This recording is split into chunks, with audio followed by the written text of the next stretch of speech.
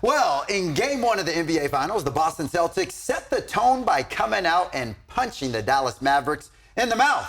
And tonight, the Mavericks were hoping to steal Game 2 to at least make this a competitive series, but Boston was in no mood to show some hospitality to the Mavs. Let's get you out to Beantown. Game 2 of the NBA Finals. The main story coming into tonight's game was the health of Luka Doncic. Keep in mind, he was downgraded from probable to questionable just hours before the game. But come on, did anyone really think Luka was going to sit this one out? Now check it out, two former Celtics, Shaquille O'Neal and Paul Pierce sitting courtside. I have no idea why Shaq needs sunglasses inside the building, but when you're Shaq, you do whatever you want. All right, to the game now. Luka Doncic standing on business. He had 13 points in the first quarter alone. A game-high 23 points at the half. That's the most points in the first half of a finals game since Stephen Curry during Game 5 of the 2019 NBA Finals. That was against the Toronto Raptors. Now, Luka, he shot 9 of 13 from the field in the first half. He ended with a game-high 32 points with a triple-double. Meanwhile, Jrue Holiday was on one tonight. Don't believe me, just watch. Jrue had 17 points in the first half alone, including this three-pointer right here before halftime. Now, Boston did shoot horribly from the field in the first half, but regardless, they led by 3 at intermission. In the third quarter, the Celtics were trying to pull away, but just like flies during a picnic, the Mavericks refused to go away. Now, check that out. You just saw right there Peyton Pritchard hitting that bucket all the way from downtown because the bank is open on Sunday. Boston had a 9-point lead heading into the fourth quarter, did not take their foot off the gas by this incredible defensive play right there, Jrue Holiday, which leads to Jrue Holiday hitting that 3 again.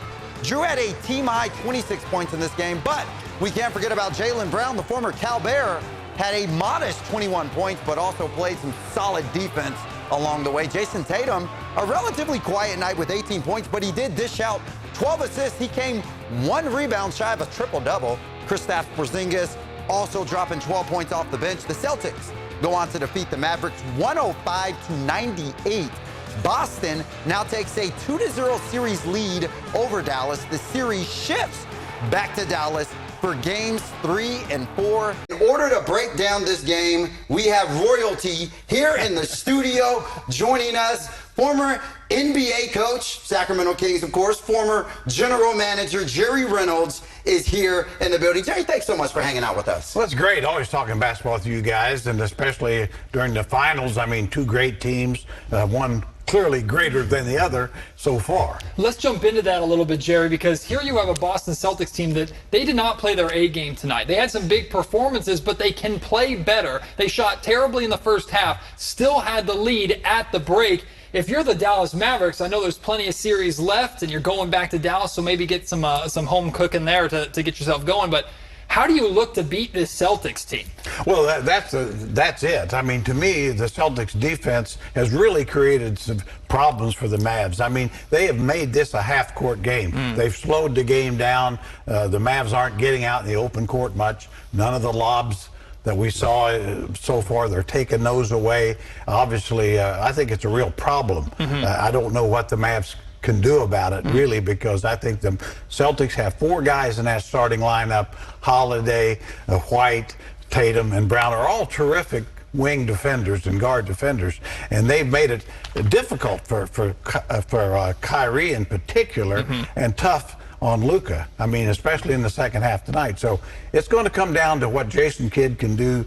Hey, how can we get some easy baskets for some other guys? Because otherwise, it's a tough slog out there to score. And what a luxury to have, Kevin, to have Kristaps Porzingis coming off your bench. You mentioned 4 of the starters that are great defenders, and then a 7-footer comes in who can protect your rim, too. And Kristaps, he's been throwing the block party in Game 1 and Game 2, definitely making his presence felt. And when you have a guy like that that's long and athletic, not only can Kristaps Porzingis protect the rim, the man can shoot the ball, too, and hit threes and spread the floor. So when you have that kind of overall versatility within a player, that adds so many more dimensions to it. Now, one of the things, Jerry, that you said that was interesting was the fact that defensively they were able to contain Kyrie Irving. Now, Irving had 12 points in Game 1, only had 16 points tonight. So I'm not quick in math, but I think that's an average of 14 points in Game 1 and Game 2. This has clearly just been Luka Doncic, his show in both of these games. What can you do if you are the Dallas Mavericks to not just get Kyrie Irving involved, but to get other players involved, because Luka Doncic is banged up as he is, whether it's his chest, his like all the issues that he has, he can't continue to carry this team in if they want to win the series. No, exactly. I mean, I think you've really got to find a way to get P.J. Washington more clean looks. He's a terrific shooter, but he's got to be a more important part of it. And then I think another thing they can do is try to get Kyrie more involved in bringing the ball into play, taking some of the load off Doncic. If I were Jason Kidd, I'd try to get Luka the ball with a live dribble, not having him fight the defense to get into play, and then try to get it be an easier scoring opportunities for him there. But all that being said, you know, you're going to have to make some adjustments and hope they work.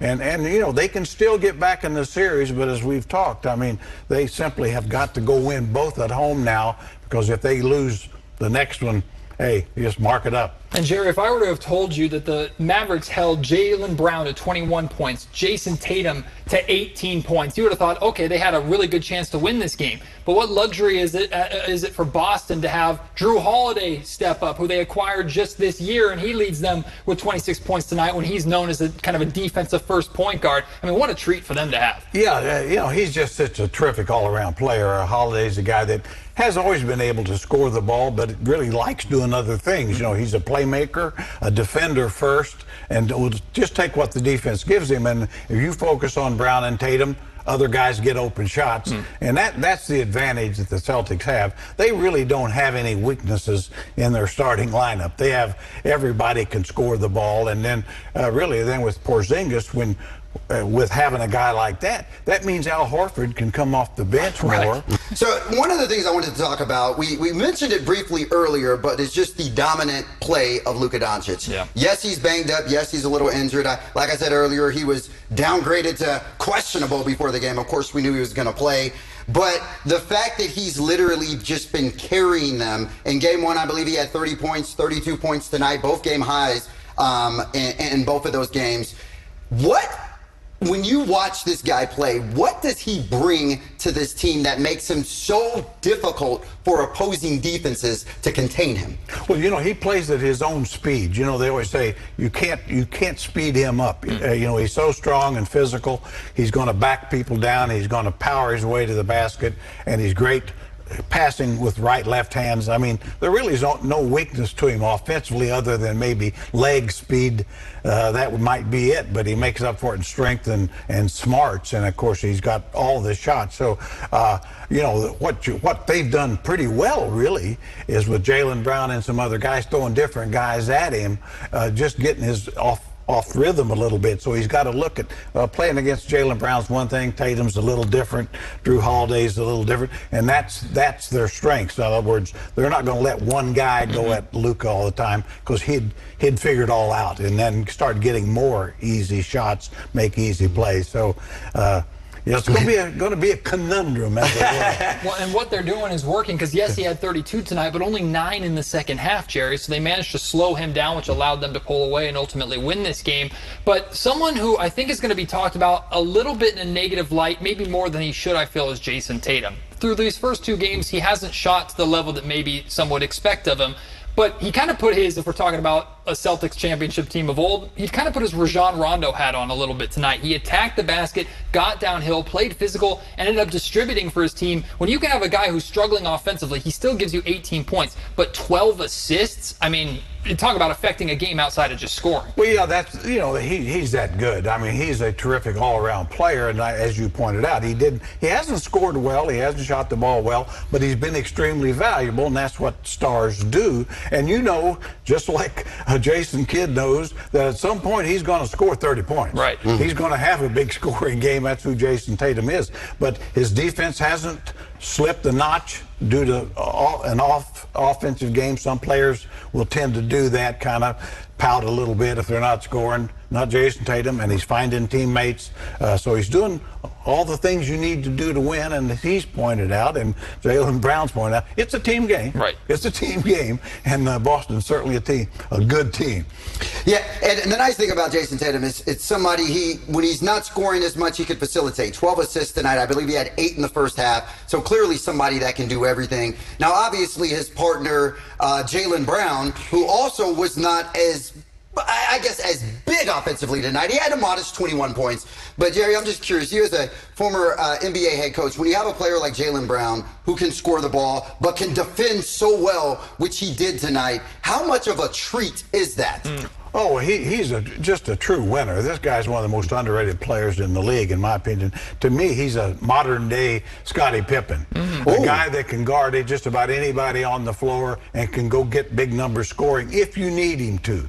But is also very comfortable fitting in, letting somebody else be the guy. But big-time player, and certainly is. Certainly he's been the Celtics' best player so far. Does not taking away the name Tatum, but Jaylen Brown, he's a killer.